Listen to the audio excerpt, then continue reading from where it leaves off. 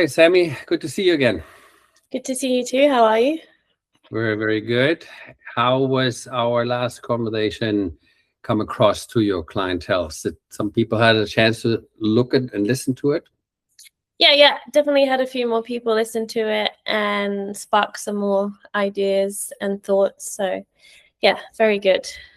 Sometimes it's better to say in hindsight, oh, I wish I would know it. But then in reality is we kind of made a commitment, not to us, but to our horses, that we look after them, right? Yeah. And then end of the game is to make sure we don't cause unnecessary pain. I mean, it's great then we have you around as a physiotherapist, but my question to you is, why do you care about saddle fitting? I wrote your bio, but why do you show it to your clients? Why would you want to sit back in the background, be quiet, and let saddle keep injuring the horses? Because if we can tackle saddle fit, we can tackle a lot of kind of non-issues that are arising. We can prevent those, and then we can focus on other things that might be affecting the horse. And yeah, then you can build the whole animal can reach their full potential because they're not getting limited by saddle. Yeah, and I have similar, if I put this into my trade, often saddle manufacturers or saddle feeders come to me and says, why are you talking so much online about this, and share your knowledge and have these Instagram and Facebook and YouTube conversation online? You know, it makes the customer too smart. Why do you not keep your secrets for yourself and fit all the saddles? Well, first of all, when you make saddles, you want to see a difference in the horse, in the rider. And you want people to say something wonderful about the saddle. And sometimes the saddle can only do so much. You can't take a beginner rider, give him a nice saddle, and instantly has all the talent in the world. You still need to have talent to ride and practice. The interface, which is the saddle between a horse and a rider, is just an equipment, right? And this equipment can definitely hinder you or damage you or your horse. But sometimes you come across that there's more to make a horse last longer, perform better than just saddle fit, such as yourself, such as a good farrier, such as a good dentist, and so on and so forth. So we share our knowledge is because in reality, I can't touch all the horses myself or my employees. So what we gain from it is more followers, more people who says, okay, this guy really means the whole horse approach and fits the saddle from the horse's point of view. And every time I talk to people such as yourself and other professionals, I learn too. It says, holy cow, everybody should know what we just learned.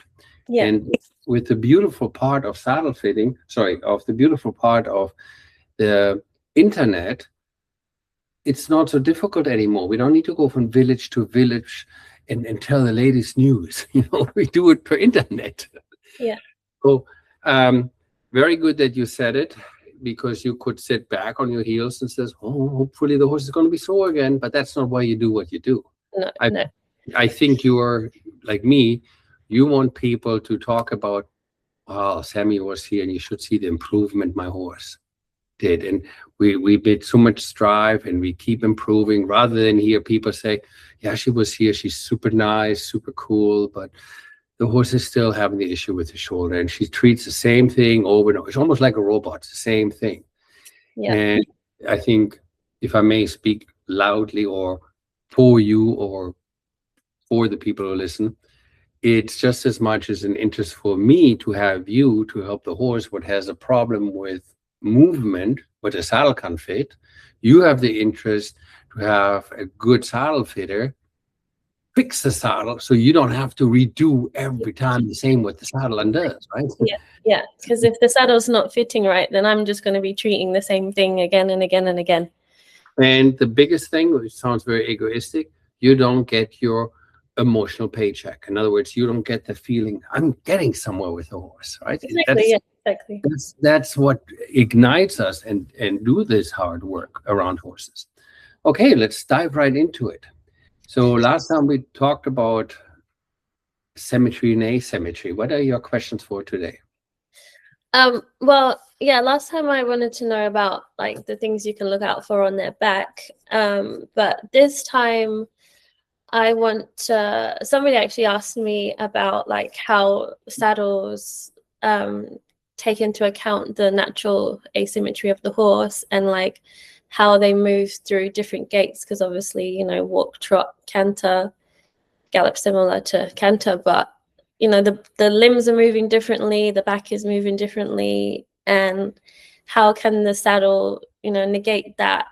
And then, you know, obviously there's other things that can affect it, like hoofs, like you mentioned the farrier earlier. You know, you might have poor feet, and that affects the saddle, or vice versa, and Okay. rider imbalance. So yeah, I just wanted to talk a little bit about the asymmetry and how your saddles deal with that. Okay, so for me to address those questions worldwide and help people worldwide, we needed to develop products what other companies can buy from us, what other saddle fitters can learn from us, and what people understand easy enough. And I'm going to break it down because we have a little bit more time today. Is an hour okay for you, or you? Yeah, absolutely fine. Okay. So I thought I share some slides with you, and I awaken in everybody's mind a little bit the common sense button in their brain. So you don't have to be a super duper saddle fitter or a super duper physiotherapist. I just gonna ask simple question. When you go for a hike and you climb a big mountain, the straight line is of course the fastest, but sometimes not achievable. And you got to go in zigzag up the mountain. And if I go in zigzag up the mountains, Samantha, do you see people going this way up the mountains, or do they lean with the right shoulder through the mountain while the left shoulder is to the valley? So in other words, if this is the hill and this is the person doesn't go like this, right? The person goes like that. Yeah. So the reason we do that is what's called the equilibrium or ear. So we know, oh shit, this is off. So we're trying to somehow make sure we don't fall down the mountain. So this is logic. So now we're sitting on a horse, and the horse is not symmetric. And if I'm sitting on something, which this is my saddle, my horse is not symmetric, the saddle just follows in this gap. And automatic means, okay, I just need to put something on this side. I'm simulating my pen here, what makes this gap level. So here comes the huge controversy and misunderstanding when it comes to corrective shimming, saddle pads, or stuffing. Okay, so if I'm looking at the saddle, the bottom part of the saddle is the flocking, the stuffing. So first thing I like for everybody to think of, get the light out of the way here, here we go, is if I divide that saddle in half, the back part and the front part. The back part of the saddle, the horse is a little bit more flatter. The front part, the rib cages have a little bit more steeper slope. Would you agree with that? Yep. So whatever you do with stuffing or with shimming, in order to accommodate the unevenness, okay, whatever you do in the back, if it falls down to that side, which would be the right, logically you put something to the right, and that would work. If this phone here is the horse's withers, okay, and the saddle falls to the right, you think, oh, I'm just going to put something to the front right. That's how we think as a brain. However, what that does, if we divide the saddle in half, we call that in saddle fitting world the supporting surface. And this in the front of the saddle we call falling surface. Whatever you put underneath the falling surface, the front part of the saddle, will drag the saddle over to that side. Totally illogical what you were thinking. Here's something you can try on a saddle block or on a horse itself if you have a helper. Try to raise yourself up with your hands where the back of the saddle is. It's relatively easy. Now you go forward and put your hands where the falling surface would be of the horse, where your stirrup leather is. 9 out of 10 people can't do it because your hands want to slide to the side. Yeah. Makes sense, right? Yeah. So now when we add the girth, the rider on the saddle, that more stuffed panel on the right or the shim on the right drags the saddle over. So you have to think in the front, I have to put more padding or shim on the front left. That stops the saddle from going over. But it still puts a lot of pressure on it. So now comes the question, but is that good? That we have so much extra pressure on the front left. How is that muscle? How are we going to compensate? Now we have all the white hair in the front left. The saddle is straight, but now we have a lot of problem. Plus, we haven't incorporated the movement. The movement of the horse's shoulder blade is a big discussion on internet right now. And it's actually something what I like to appeal to everybody out there is when a horse moves, let's say this is the elbow of the horse, like mine, and this is the upper arm, and that's the shoulder blade. I got cool little short video clips what happens when the leg goes forward. Here's the elbow. This is where the shoulder joint is. So when that goes forward, there's pictures of slow motion, how shoulder blades move. Now, there's a controversy on internet.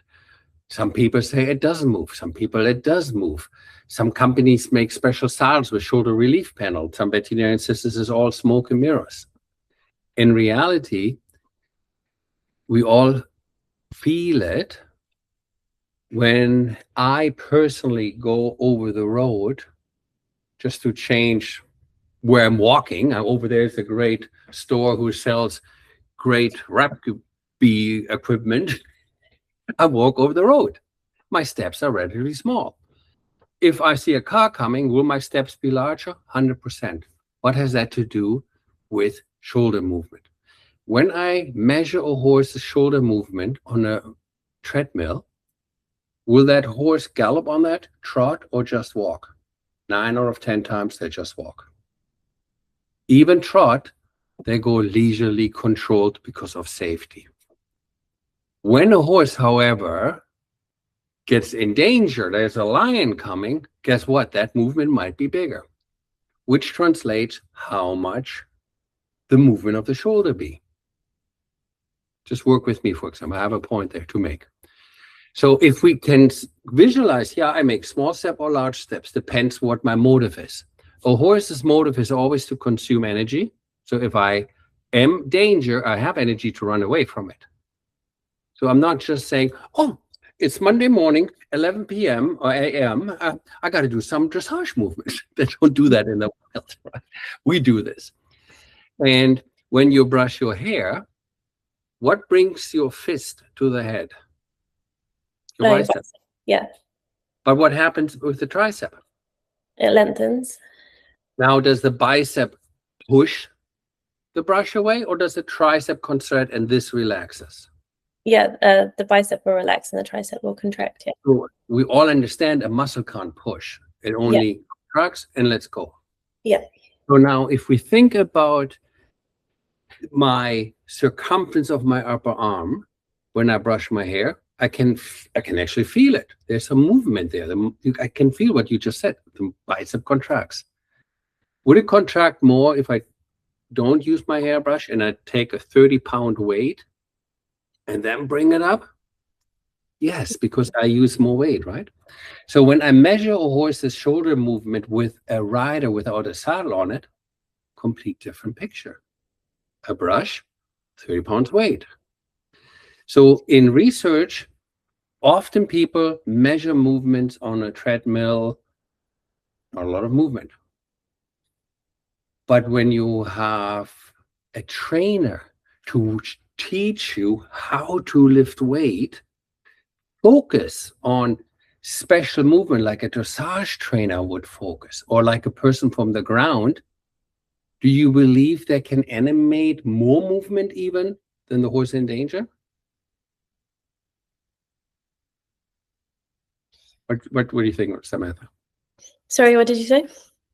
Do you think a trainer who does free dressage, like clicker training or positive reinforcement training, can get a horse to rear, can get a horse to knee, can get a horse to lift up the leg?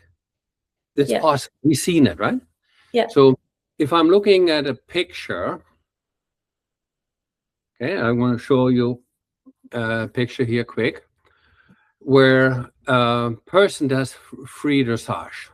In other words, that trainer animates that horse to lift the leg more than it normally does standing still. Right there. Okay? You can see when the lower leg goes forward, it pushes the upper arm upwards, backwards, the shoulder blade goes. Yeah, it's a great photo. Right? So this one is a dressage trainer, clicker trainer. She doesn't sit on it. She makes that horse all day do this great thing. Yeah. This is what a horse does not do in normal day-to-day work, and not on the treadmill. Yeah. So what happens when a horse moves on the with weight on it? Right? So here we got a video. You can see how the muscle contracts right there.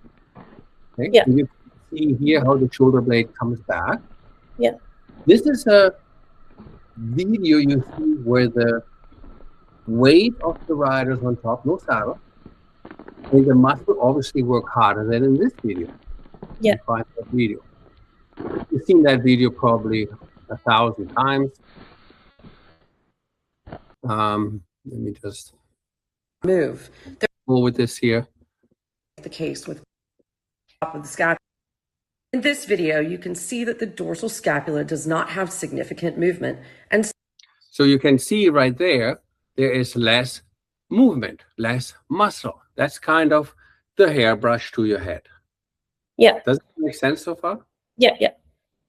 Okay, so we find that in the industry, sometimes saddles get purposely made to perform or make a horse do something.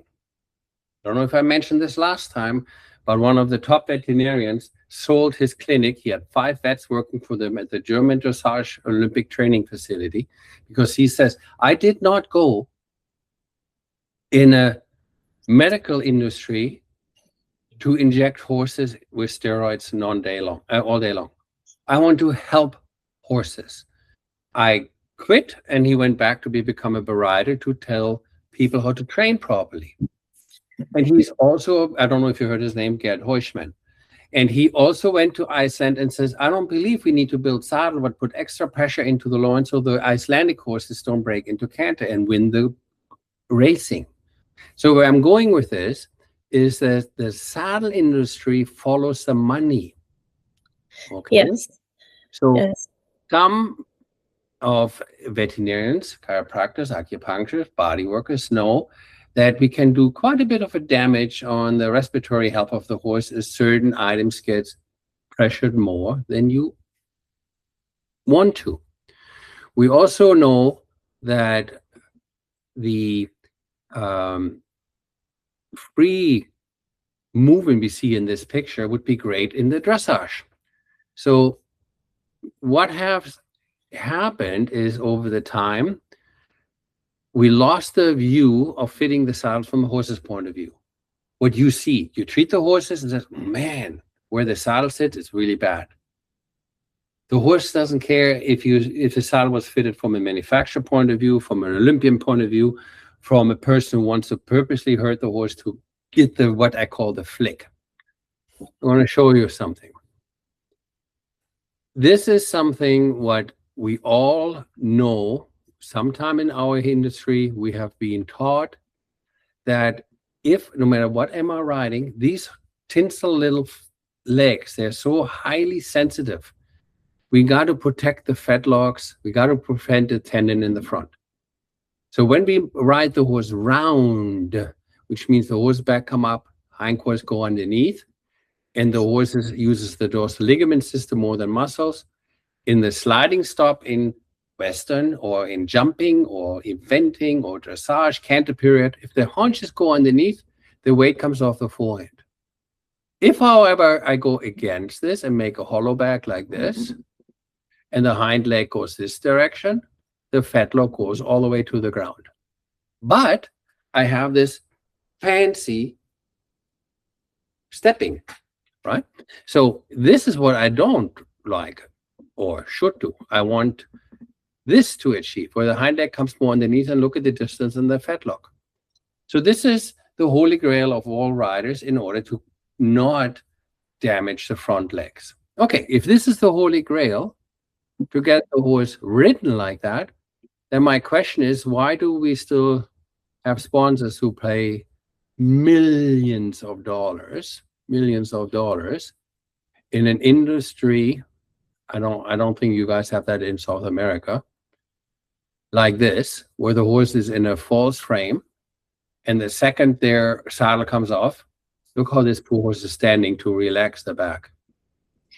Yeah, I worked in Kentucky for a little while, so I did see some of these horses come into. I worked at a vet clinic, so I did deal with some of these, and it kind of blew my mind a bit, actually. It blows your mind, right? But yeah, we call this false elevation. And then that took over in the early 2000s in the dressage world. Yeah. Okay? So where do we see that?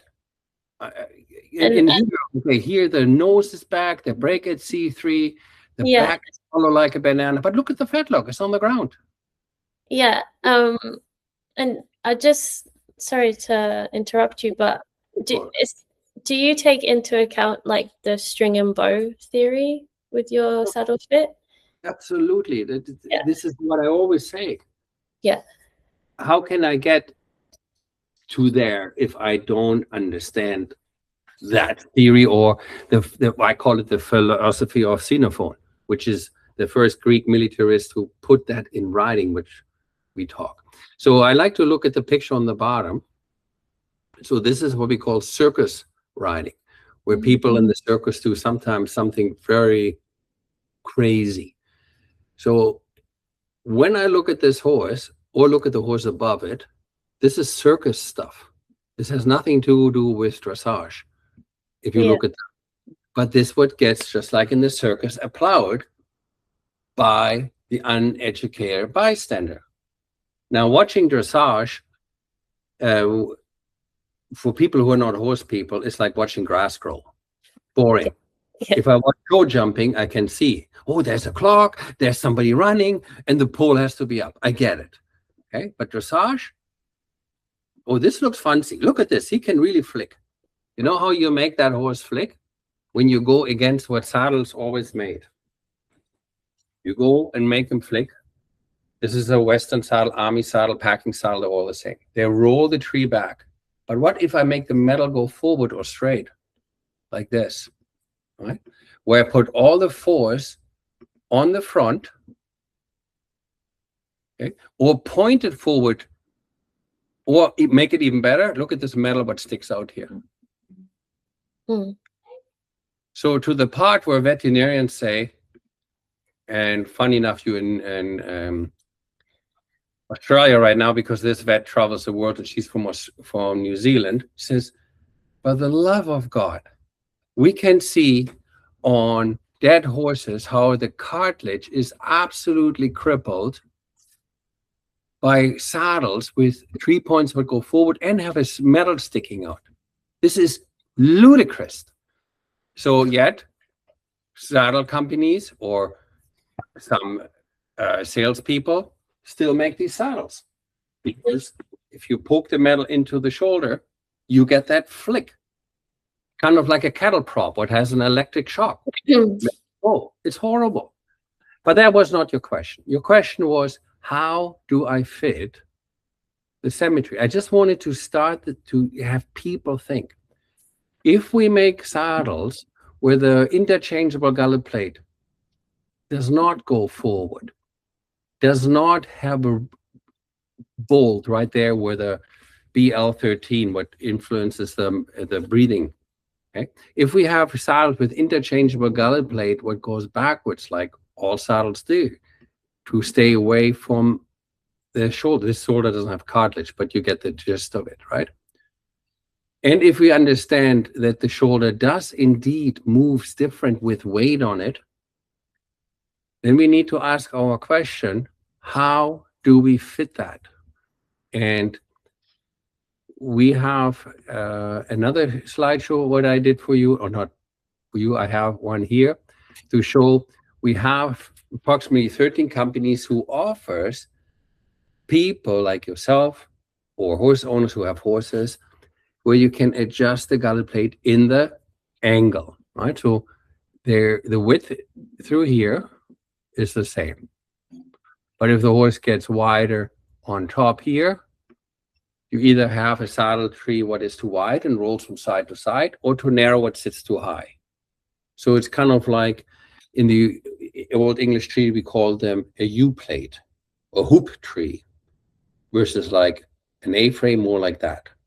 Okay, so if we could have gullet plates, what also can accommodate, if it's a muscular asymmetry or skeletal asymmetry, then I can do something on the fly, which means I, my physiotherapist, my vet, my shoer, can do once the shoes improves, when the muscular improves, when the treatment improves. Until, like I said last time, until I sit left and right of the spine symmetric, I will force against the spine. If I shim it, I stuff crooked, I put a lot of tissue in the area where the saddles fall. Remember I talked about in the beginning, the falling surface? So the only way you can do it is allow the saddle to open up more on one side. So there are saddles where you can, instead of having an interchangeable gullet plate like that, you have an interchangeable gullet plate what has what they call double flex points. So this plate from this point to this point comes in different width. And then the bottom one, what moves kind of like a shoehorn, and also this direction, has a little bit as a, we call it shock absorption. So how does that work? So if we look at that saddle, okay, it sits in this area, and you see me using my hands here, okay? This is movable inwards and outwards. And if I take a template of my horse every time I take a shoeing or an adjustment or whatever, whenever I take a template of my horse, I can do it either with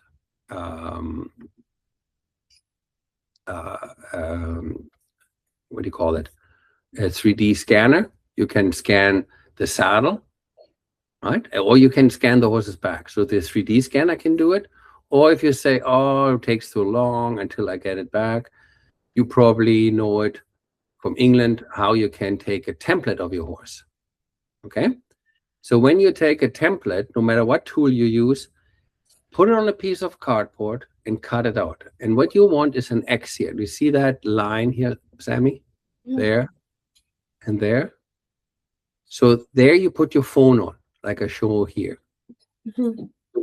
Because you can make that template look always even. But you got to have what we call the axis of the horse, which it's right in the center.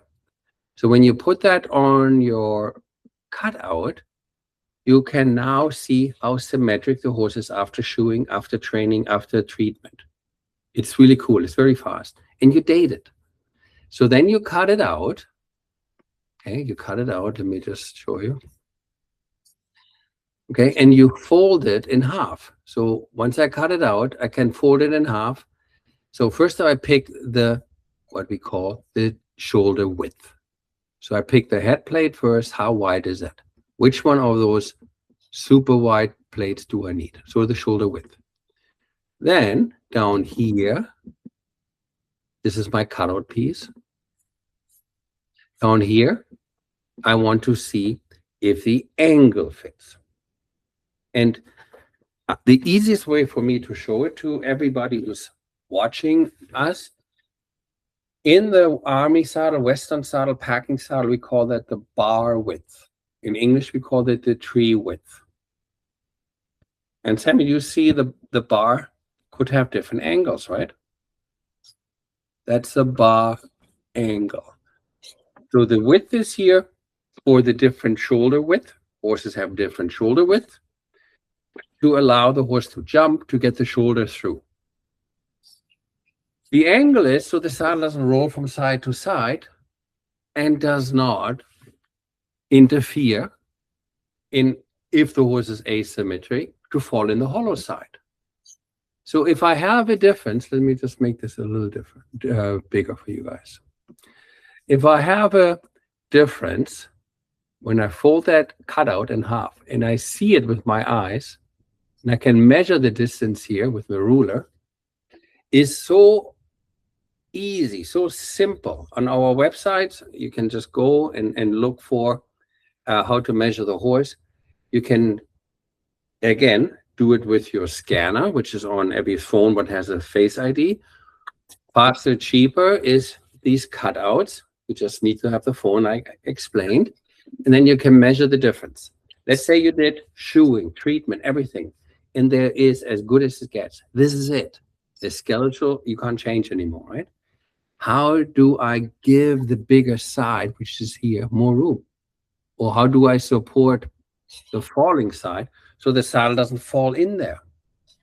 You do it with, let me show you. You do it with these, let me see where it is.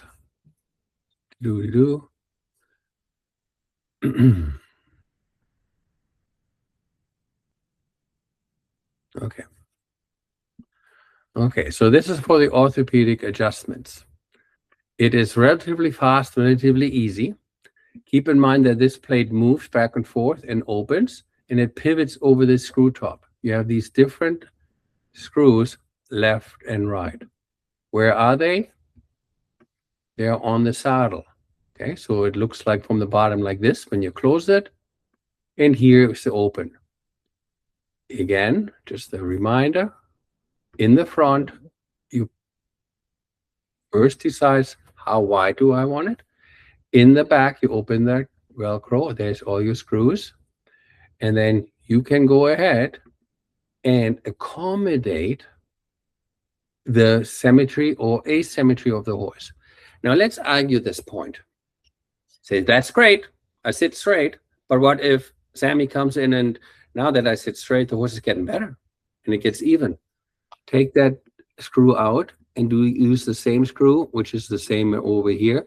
So you got it symmetric. If I don't have a saddle, I can get it like my shoeing.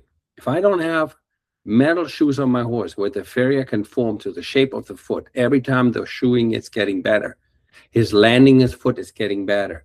If I can adjust that metal, the body will compensate. Ligaments, joints, tendon. Okay. Same with the bit. Okay. If I don't find the right bit, the tissue will damage, or the glands underneath the tongue. So the metal will always win under the feet, in the mouth, or on the neck. So now I have this adjustment where I can change on a flyby the plate. I can go in here, go through there, and it change how much I want to bring this out or in. And then I can say, of course, you know, I ride 5 horses. I don't have time. You know how long it takes to take a gullet plate out and put it in again? I don't have time. If you want to do something faster and do all the adjustment without taking it apart on the horse, then the industry offers a saddle You open a little leather piece while the saddle's on the horse, and you open the middle screw, and then it widens. That's your width. And then the saddle, the side what's bigger, you open and get out of the way of the horse. Okay, you all can individually open this. This works phenomenal, like a standard car. Before you shift the gear, what do? You hit the clutch. Now you shift the gear. Now they let the clutch go. In this case, you open the screw. There's tons of teeth. And then if this is the adjustment you want, you loosen the screw. So this system is something what professional or multiple horse owner love, or what you as a body worker would use in we call them sizing saddles. A sizing saddle is a tool what gives the body worker the ability to give the rider the feel of a horse, how wonderful a horse feels after the adjustment. Let me elaborate. Sometimes I do a treatment on the horse. You need to wait 2-3 days before you can really ride. Sometimes it's a little bit that you can ride. And if we remember, horses have this unique gift of hiding pain immediately I trot or canter. Some riders and trainers use that trick. And they say, before I train this horse, I canter him for 20 minutes. That's how long it takes to make a pressure point numb, 20 minutes. If you want to see if the saddle is an issue, walk the horse and only walk the horse. Because in walk, the horse doesn't get what nature give him, an endorphin rush to hide the lameness for the line not to pick out which mare, which side am I going to chase, right? So this is just nature. So now we have the ability with the sizing saddle. Sammy adjusts the horse. You can see by just him leading on the line, and wow, look, he's overstepping that much. Before he was really short. Look how he's overstepping. And look at the sand. Look how he oversteps. Yeah, but wait until I sit on top. And you know, of course, if you put that saddle on, what had that metal point digging out into the shoulder, the first thing he's going to say, I go, hello. There goes his SI. There goes his guarding step. And boing, there goes his fetlock. And you go, screaming every little thing. Says, just a minute, let me put my sizing saddle on. The reason why they call it sizing saddle, as I explained in the beginning, a horse leading is one thing without weight. A horse leading with weight is a different matter. Back to my example with the hairbrush. So now you have a tool where you put a rider on top on the saddle, what you adjusted, like I showed you, on the horse. You say, okay, I got much better results in the shoulder, but he's still bigger on that side. So you adjust it and you say, just ride him on the buckle, away from me and towards me. And the rider says, wow, yeah, he doesn't lean into me. Look at the sand. You take a little video with your phone. He's overstepping still. They say, come here, get your saddle. They got their saddle on. Instantly, it always goes like this. Instantly, the sand, no more overstepping. And what's this going to say, Sammy? They're going to say, see, Sammy, I told you, your adjustment doesn't last. It lasts only once or twice riding, then the horse is back. Says, okay, wait, let's do it the third time. Take that shitty saddle off. Let's put this sizing saddle on. And instantly the horse oversteps. The rider feels it. And they can't believe it. Because what you and I say to the clients, we've seen it 1,000 times. For them is like Charlie Brown. Wah, wah, wah, wah. Goes in here, goes out there faster than you can say La Paloma Blanca. So when we understand that, so more I talk, so less people really understand what is left to do. This is why I show these pictures. This is why I show the oldest saying in the world, pictures say more than 1,000 words. If a horse is only restricted because of he's locked or it's a muscle, that's great. I can fix it. But if it's a structural issue, I can't fix it because we in Australia, not we in Australia, we as humans worldwide ride sometimes animals earlier than 6 years. Do you agree? Yes. What's the earliest people start in Western and in English? What do you think?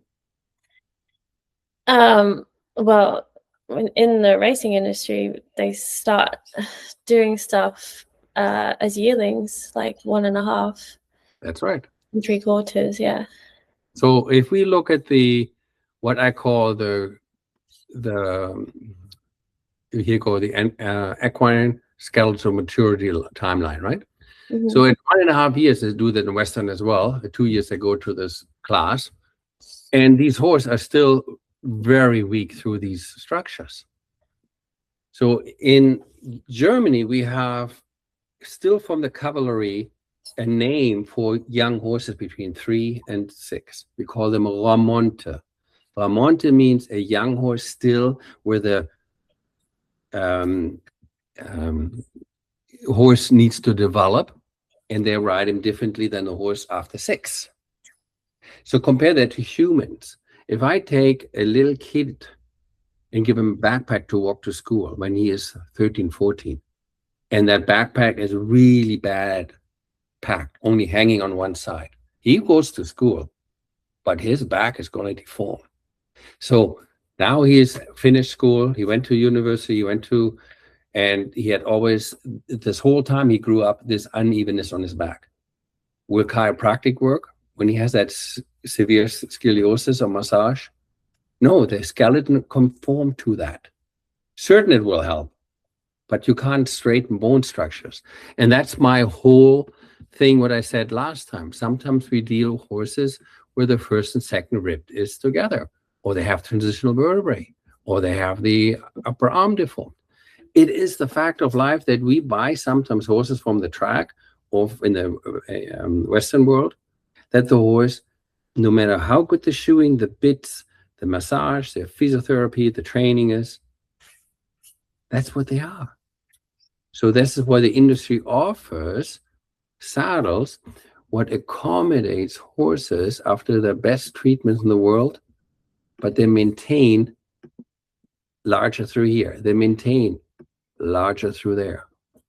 They exist. Are they bad horses? No. They're surviving champs. But what I need to accommodate, larger through here.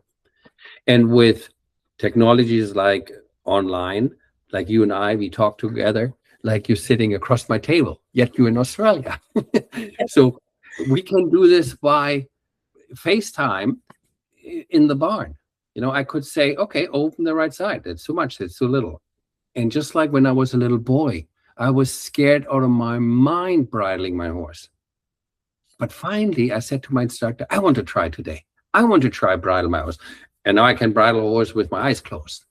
This is exactly the same with when I have a saddle, I get tutelage by a FaceTime, how to adjust that from horse to horse or why the horse changes. After a while, I says, I can do it myself, right? So the industry doesn't like it because most saddle fitters get really angry. Oh, now my stuffing job goes away, right? So you can still stuff your saddle. But if the bit, the shoeing, and that metal on the back doesn't work, no stuffing in the world will help. Yes. I don't understand where people don't get it in the mind. People like these, and unfortunately we have veterinarians as well as physiotherapists who love these type of saddles. They say, no.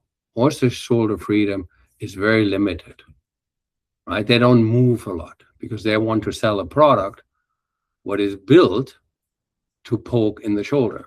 I don't know how these people sleep, how they even continue in this industry when anybody in their right mind who lifted the hoof to pick the hoof, to stretch the leg, to do some stretches, they can literally see how much the shoulder moves. Like this lady here does this free dressage, the first picture I showed you. They can see how that moves. And that's without weight. So I think your question was absolutely fabulous. And I started telling you, when we going up the hill, we're not walking this way, we accommodate. So when I sit on something crooked, I'm not sitting like this. I accommodate. Yeah. And then the vicious cycle starts. So if I sit on something what isn't crooked, what is level, and opens the bigger side, it doesn't get driven into the hollow side. It stays level because I want it to be level. That's what we human want. Nobody wants to walk with uneven heels. Right? So does that answer your question? Does that make sense? Or did I confuse you more by giving you too much information? No, definitely answered my question. And yeah, I mean, what you were saying with pictures speak a lot louder to people. That paper cutting exercise, like if you show that to somebody, like they can't deny the differences. Like it's right there on the paper. So yeah, I think that is a really great tool to show people, and yeah, just make the penny drop in their head that there are the differences. And like that's a lot of the work I'm trying to do, is I'm trying to like get rid of the asymmetries that have been like trained into the horse. Yes. But obviously there are the natural ones. But yes, it's very interesting, like because a lot of horses I work with are trained around a bend, so I get, you know, issues from always going in one direction, and then, you know, they may go race in another direction, and then I have to try and help their bodies to adapt to the other direction. And then I was thinking, you know, with the saddles too, like how that would influence their movement. So yes. Sammy, I think what is a really cool picture is this picture here. And if I would be you, I would start with this picture. Mm-hmm. I would say to people, have you ever seen stallions in the wild, how they fight each other for the herd? Because once the stallion is the other stallion on the scruff, they give up. He actually does that. The stallion actually does that when the mares in season get bred. So why does he bite her there? Everybody knows it. So the mare doesn't run away. He drops her back, hollows her back. Okay, so then you say the nickname for metal plate, but doesn't fit. Doesn't matter if it's a hoof or the mouth, in the neck where the stallion bites, will do the same reaction to the horse. See, this is a cool picture where people say, oh my God. Like the eyes, I found that on the internet, and I found fascinating. But I got to make you very aware that the lobby is massive, right? I mean, there's a lot of people who make these saddles purposely. Yes, insane. It makes me sick. And I understand we do a lot of stuff with horses what make us a lot of money. If it's selling circuit tickets, if it's this horrible picture, or if it's polo playing, endurance riding, bareback racing, trick riding, polo playing, cow cutting. We do all that with horses, racing, sliding stop. And then when you come to a owner who says, oh, I love my horse, Sammy, please help me. I love him so much. And you see them ride like that, you say, ay, ay, ay. Yeah. You know, and those people want to learn. Those people I showed you before, they don't care. They're just in for the money, right? Even those people who says, well, I still won my medal last week. And I says, every single picture, you're jumping like you're pissed drunk. Yeah. You know, it can't be good on the landing. Right? So, and I love when I find people who get the concept that we as humans cannot train pain. We can make it numb.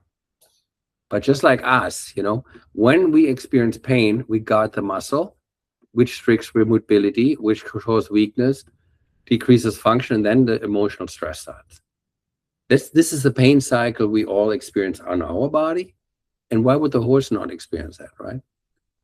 So I love poking the bear, the industry, and say to them, come on, we've done it before, where we did not make saddles like this ever, where we rivet that stirrup bar right here at the insertion where the spinalis and trapezius is, right there where it's super weak.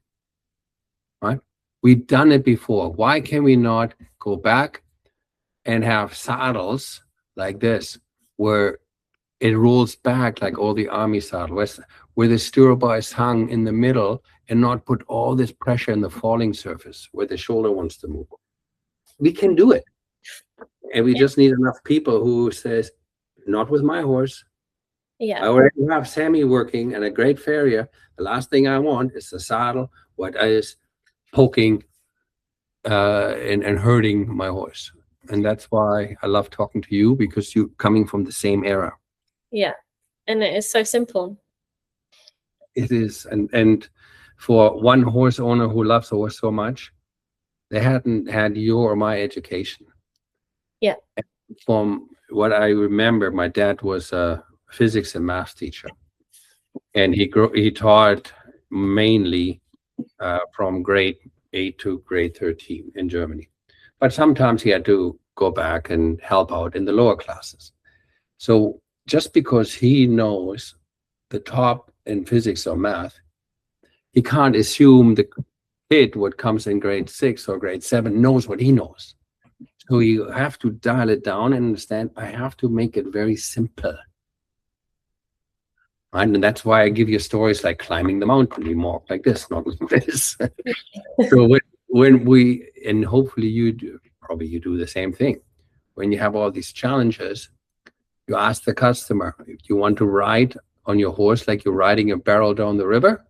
Yes. Which means balance, right? You don't want to fall this way or that way? Yes. Then make the interface, the saddle, and I'm going to finish off with this, the way to allow the horse's movement. This is a saddle we made. We cut the front of the saddle, and so that you can see when the rider sits with the saddle on the horse, how the shoulder blade moves.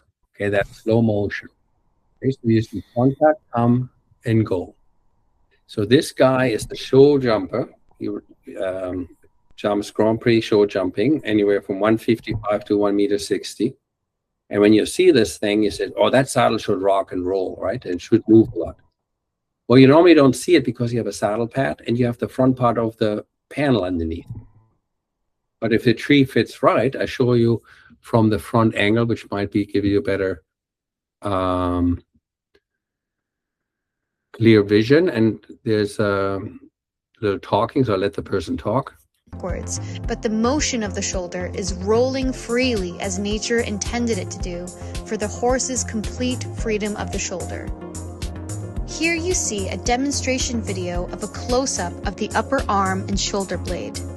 Notice how the end of the upper arm is a half ball shape and fits into the shoulder socket to allow for the upwards, backwards, and elliptical rotation of the shoulder blade. Opposite to a human knee joint, which only moves back and forth, the horse's shoulder joint rotates more similarly to a human's hip joint, which can move in more directions than just backwards and forwards.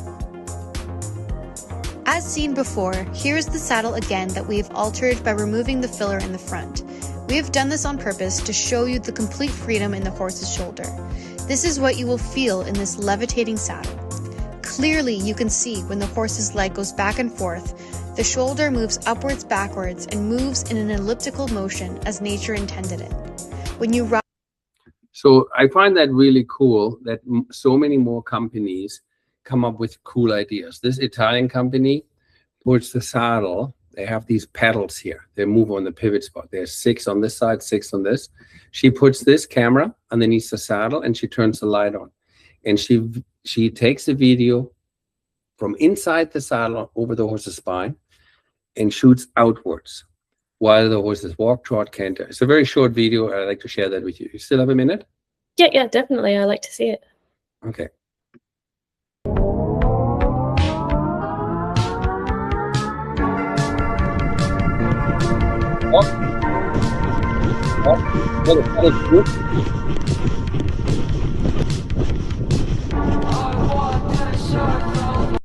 So as we know, the horse goes this and walk, trot a little fast, but canter, either the left leg canter or the right leg canter.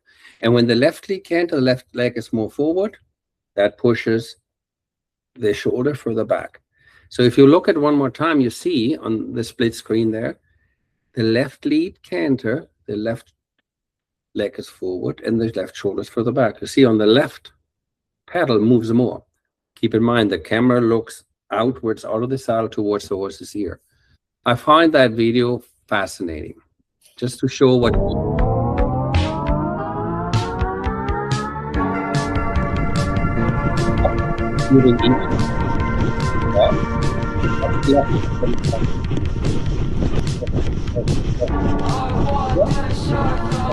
there, right? You literally see the translation of the energy through one shoulder to the next. Yeah, it just flows.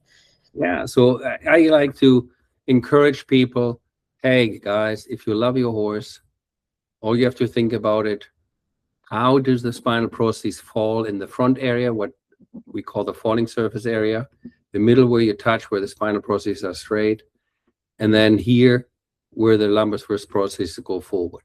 You know, when we want to fit a dynamic back, everything what goes up goes down. Is this old-fashioned, and please don't take it personal because I know you're from the UK. People say in the UK a lot, oh, when you measure the horse's back, you got to lift up the back. But how much? How much am I lifting up the back? Right? And if you look at this small video, you will love this because this is more of your field. You'll be surprised how much the change on the horse's back can be. In this case, the thoracic sling was severely damaged, but just take it in for a moment. Forehand heavy horse. Is it conformation or posture? Horses do not have a clavicle connecting their forelimbs to their body. Because it is only muscle and tissue that connect the forelimbs to the body, any downhill horse will be a posture. Here's an example of how the thoracic sling works to lift up the body. This sling is in failure, which is why it can be manually lifted to this degree. Watch again and notice the change between the lumbar and sacrum, the opening of the rib cage, the angle from the stifles to the elbows, and the lengthening of the neck. Here's an example of my own horse who has more subtle changes after some thoracic sling activation exercises. It's so important to understand the differences between conformation and posture. Because they both affect one another, you can make some real positive changes in your horse's body. So, as I probably explained before, I can talk to you for hours. I can listen for hours. But this is obviously recorded, and Google takes a while to take all the recording down, and then I forward that to you, and then you can use it to your discretion. So long you make sure you quote us where you got it from. Yeah. And we all know when the horse's neck goes down, the rib cage goes down, the horse is in pain, and you've seen probably hundreds of these type of horses. Yes. To treat non-stop. My goal is to find people such as yourself to make sure that the metal on the neck does not undo everything you do. So without further ado, this was really fun to talk to you because this is a topic what is dearly at my heart. Simple reason, because the first book I wrote, Suffering in Silence, many saddles go crooked. Many horses talk to us, but we don't understand often what does it mean, the white eye or the ear going back or the biting in the teeth. I dedicated this book to my horse because I ignored the orthopedic adjustment. Over time, I literally crippled the horse's shoulder. If I only would know what I would know best, my career would have maybe made change and I would have stayed with heavy-duty equestrian riding because I wouldn't been eliminated from the team, which my saddle crippled my horse. So this is why this topic is so personal. I dedicated that book to my horse. It says nobody ever should lose their best friend. And thank you for helping me to spread the words. And I look forward to do another meeting with you. Yes, thanks so much for doing some more education for me and for people I work with. So no, it's really good. Thank you for your time. Bye-bye, and have a great day. You too. Have a good evening.